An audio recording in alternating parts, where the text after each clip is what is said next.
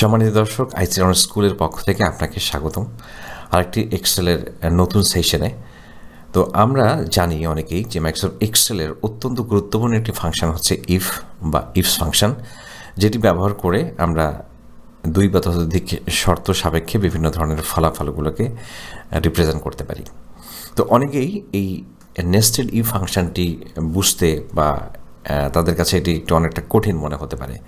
তো তাদের জন্য খুবই সহজেই এই নেস্টেড ইফ ফাংশনটি ব্যবহার করব আজকে আমরা আরেকটি বিকল্প ফাংশন, সেটি হচ্ছে সুইচ ফাংশন, যেটি দিয়ে যারা সাধারণ লজিকে বোঝেন তারাও আসলে এই সুইচ ফাংশনটি ব্যবহার করে খুব সহজে বিভিন্ন ধরনের কন্ডিশনাল রেজাল্ট দেখতে পারবেন বা শর্ত সাপেক্ষে যৌক্তিক শর্ত দিয়ে বিভিন্ন ধরনের রেজাল্টগুলোকে আমরা ক্যালকুলেশন করতে পারবো।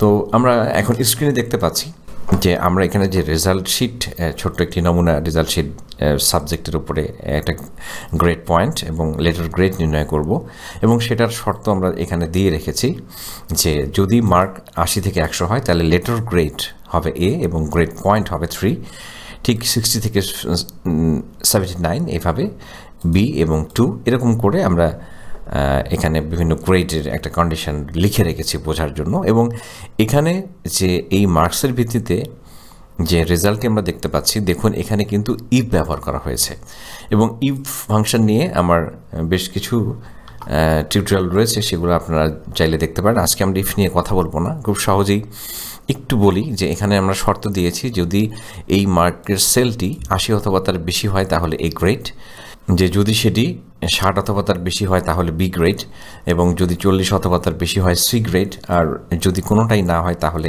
এফ গ্রেড দেখাবে। তো এই জিনিসটি আজকে আমরা আরও সহজে করব। এবং এখানে আমরা লক্ষ্য করি যে আরেকটি নেস্টেড ইফ ফাংশন আমরা ব্যবহার করেছি এখানে আমরা বলেছি যে যদি এটি এ হয় তাহলে 3 হবে, এবং যদি এখানে আমরা বলেছি যদি এই সেল এখানে এ হয় তাহলে আসলে 3 দেখাবে, এবং যদি সেটি বি হয় তাহলে 2 দেখাবে, 3 হলে 1 দেখাবে, এবং কোনোটা না হলে 0 দেখাবে। তো এই যে আমরা নেস্টেড ইফ ব্যবহার করেছি, আজকে খুব সহজেই আমরা সুইচ ফাংশন ব্যবহার করে সেটি জানব। তো তার আগে আমাদের এই সুইচ ফাংশনটির স্ট্রাকচারটি বা এটির কাঠামো বা এটির সিনট্যাক্স সম্পর্কে আমরা একটু ধারণা নেব। এখানে লক্ষ্য করি আমরা যে এখানে প্রথমে সুইচ কেস ফাংশনের মধ্যে যে আর্গুমেন্টগুলো ব্যবহার করে আমরা এই ফাংশনটিকে ইউটিলাইজ করব, তাহলে প্রথমে আমাদের লিখতে হবে সুইচ, এবং এরপরে দেখুন গুরুত্বপূর্ণ একটা বিষয় হচ্ছে এক্সপ্রেশন হচ্ছে যে মানটাকে আমরা তুলনা করব, এবং এই এক্সপ্রেশনের যে ভ্যালুটি রয়েছে সেই ভ্যালুটি যদি এটির সাথে ম্যাচ করে, অর্থাৎ এই যে এখানে আমরা দেখতে পাচ্ছি এখানে এক্সপ্রেশনের ভ্যালুটি যদি এটি হয় তাহলে আমাদেরকে ফলাফল দেখাবে এটি। তাহলে এটি আসলে পরবর্তীতে এখানে ডিফল্ট ভ্যালু আমরা দিব, যদি আমাদের এই শর্ত না হয় তাহলে কি হবে, তাহলে এখানে আমরা সেটি লিখব, আর যদি আমাদের শর্ত আরও অধিক থাকে সেক্ষেত্রে আমরা এখানে সেকেন্ড ভ্যালুটি এটির মতো করে এটা বারবার রিপিট করতেই থাকবো। তো চলুন আমরা এখানে তাত্ত্বিকভাবে বিষয়টি বললাম, হয়তো বুঝতে সহজ হচ্ছে না, এখন আমরা প্র্যাকটিক্যালি একটু দেখব।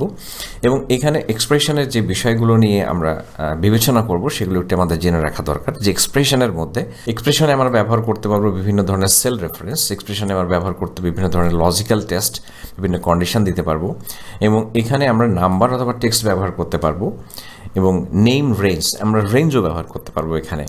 তো এটার জন্য আমাদের এটার সাথে রিলেটেড আরও কিছু ফাংশন আমরা ইউজ করে সেটি করতে হবে। তো আজকে বেসিকটি আমি দেখাচ্ছি, এবং বুলিয়ান ভ্যালুসগুলো অর্থাৎ ট্রু ফলস এগুলো আমরা ব্যবহার করে বুলিয়ান ভ্যালু অর্থাৎ ইয়েস নো ট্রু ফলস এটির মাধ্যমে যে আমরা বিভিন্ন ক্যালকুলেশন করতে পারি সেটিও আমরা এখানে করতে পারবো। এবং ফাইনালি বিভিন্ন ধরনের ম্যাথ এক্সপ্রেশন, গণিতের বিভিন্ন সমীকরণ, বিভিন্ন ইকুয়েশন ব্যবহার করেও আমরা আসলে এক্সপ্রেশনের মানগুলো এই জিনিসগুলো আমরা দিতে পারবো, সেটি আমরা জানলাম। তো চলুন, এতক্ষণ তো কথা বললাম, কারণ বেসিক ধারণাটা থাকলে আসলে কোনো একটা জিনিস করতে আমাদের সহজ হয়, কিন্তু অনেকের কাছে বেসিকটা বললে আবার অনেকের কাছে কঠিন মনে হয়, বা অনেকে মনে করেন যে এত বাড়তি কথা বলে কেন। তো যাই হোক, আমি আসলে আরও শর্ট করে কথা বলার চেষ্টা করছি। আগের টিউটোরিয়ালগুলো হয়তো অনেক দীর্ঘ ছিল, বিস্তারিত ছিল, অনেকেই বোর ফিল করেন, যার জন্য আমি খুবই সংক্ষেপে জাস্ট এখন কথার চেয়ে কাজের দিকে বেশি গুরুত্ব দিচ্ছি। টিউটোরিয়ালগুলোতে এখন এই মেথডটি ফলো করছি, দেখা যাক তারপরে যদি আপনাদের ভালো লাগে তো সেক্ষেত্রে আমি সংক্ষেপেই বোঝানোর চেষ্টা করব। ওকে, প্রথমেই আমরা যে কাজটি করব সেটি হচ্ছে আমাদের যে নেস্টেড ইফ ফাংশনটিতে আমরা দেখতে পাচ্ছি এখানে ইফ ব্যবহার করে আমরা করেছি, এই কাজটি আমরা সুইচ কেস ব্যবহার করে করব। অর্থাৎ এখানে যদি এটার উপর বেস করে যদি লেটার গ্রেড এ হয় তাহলে 3 দেখাবে, এবং লেটার গ্রেড বি হলে 2 দেখাবে, সি হলে 1 দেখাবে, এফ হলে 0 দেখাবে। এটি আমরা সুইচ ফাংশন ব্যবহার করে করব। তাহলে প্রথমে আমরা লিখব সুইচ। তো সুইচ ফাংশনটি আমরা ব্যবহার করছি এখন, এখানে আমরা লিখছি সুইচ SWITCH। তো এখন আমাদের প্রথমেই দেখাচ্ছে দেখুন এক্সপ্রেশন আমি আগেই বলেছি, এক্সপ্রেশন মানে হচ্ছে যে ভ্যালু বা যে সেল অ্যাড্রেসের মানটাকে আমরা তুলনা করব। এখানে অনেকগুলো আসলে এক্সপ্রেশন থাকতে পারে, তার তালিকা এখানে একটু আগে কথা বললাম। এখন আমরা আসলে এখানে সেল রেফারেন্সকে ব্যবহার করব, এখানে প্রথম যে সেল রেফারেন্স সেটিকে ব্যবহার করব। তার মানে আমরা যে মানটাকে তুলনা করব সেটি কোন সেলে রয়েছে, এই সেলে রয়েছে। এই সেলের মানটি যদি কি হয়, এ হয়, তাহলে আমরা কি রিটার্ন চাই, তাহলে এইখানে যে লেখা রয়েছে যে শর্তগুলো আসলে সেগুলি আমরা লিখব। তাহলে আমরা 3 চাই। এখানে মনে রাখতে হবে যদি আমাদের সেলের যেটিকে আমরা কম্পেয়ার করবো সেটি যদি টেক্সট হয়, কথায় হয়, তাহলে ডাবল কোটেশন দিয়ে আবদ্ধ করতে হবে, অঙ্কে হলে ডাবল কোটেশন দিতে হবে না। তাহলে এখন আমরা আরও সহজ করে বলছি, এখানে দেখেই বলছি যে যদি বি হয় তাহলে কি হবে, ডাবল কোটেশন দিতে হবে, যদি বি হয় তাহলে 2 হবে, এবং এখানে যদি আমরা সি পাই তাহলে কি হবে, তাহলে এখানে 1 হবে। এরপর এখানে বলা হয়েছে দেখুন, এখানে কমা দিলে এখন বলছে যে ডিফল্ট অর ভ্যালু। আমাদের আরও শর্ত থাকলে আমরা সেই শর্তটি এখানে লিখতে পারবো। যেহেতু আমাদের আর শর্ত নেই, তাহলে আমাদেরকে একটা ডিফল্ট ভ্যালু দিতে হবে। আর ডিফল্ট মানে হচ্ছে যদি উপরের কোনো শর্তই যদি সত্যি না হয় তাহলে কি হবে, তাহলে আমরা চাচ্ছি যে এখানে 0 রিটার্ন করবে। তাহলে দেখুন কত সংক্ষেপে এখানে যেভাবে লেখা রয়েছে ঠিক সেভাবেই আসলে আমরা বলেছি, খুবই সহজে বলেছি। তাহলে দেখুন এখন আমরা এন্টার প্রেস করলে আমরা যেটি ইফ দিয়ে করেছিলাম সেখানকার আপনি এখন যদি ফাংশনটি দেখেন, ফর্মুলাটি দেখেন, তাহলে দেখুন এখানে কিন্তু বারবার ইকুয়াল সাইন ইউজ করতে হয়েছে, সেল ভ্যালুটিকে দিতে হয়েছে, বারবার F3 প্রেস করতে হয়েছে। কিন্তু এখানে কিন্তু আমরা এখানে লক্ষ্য করুন যে আমরা F3 ব্যবহার করেছি মাত্র একবার। আমরা F3 ব্যবহার করেছি একবার, এবং শুধু একবার ব্যবহার করে বলেছি F3-র মান এ হলে এ পাওয়া গেলে 3 দেখাবে, বি পাওয়া গেলে 2 দেখাবে, সি পাওয়া গেলে 1 দেখাবে, আর ডিফল্ট মানে হচ্ছে কোনোটি যদি না পাওয়া যায় তাহলে এখানে 0 দেখাবে। তাহলে দেখুন চমৎকারভাবে আমরা এখানে এর পাশের সেলে যেখানে আমরা বের করেছি নেস্টেড ইফ ব্যবহার করে, এখন সেটি সুইচ ফাংশন ব্যবহার করে আমরা খুব সহজেই সে কাজটি করতে পারলাম। এবং আপনি যদি এই সুইচ ফাংশনের মধ্যে আপনি লজিক্যাল টেস্টও আপনি অ্যাপ্লাই করতে পারবেন, অর্থাৎ যৌক্তিক শর্তও লিখতে পারবেন। তো সেক্ষেত্রে কিন্তু প্রত্যেকবার আপনাকে সেল ভ্যালুটি দিতে হবে। তাহলে সেটিও আমি একটু ব্যবহার করে দেখাই। যেমন আমরা এখানে যে ব্যবহার করেছি যে ইফ যদি 80 and above হয় তাহলে এ, ইফ যদি এটি 60 greater than or equal 60 হয় তাহলে বি। তাহলে এক্ষেত্রে কিন্তু আমাদেরকে প্রত্যেকবার লিখতে হবে ইকুয়াল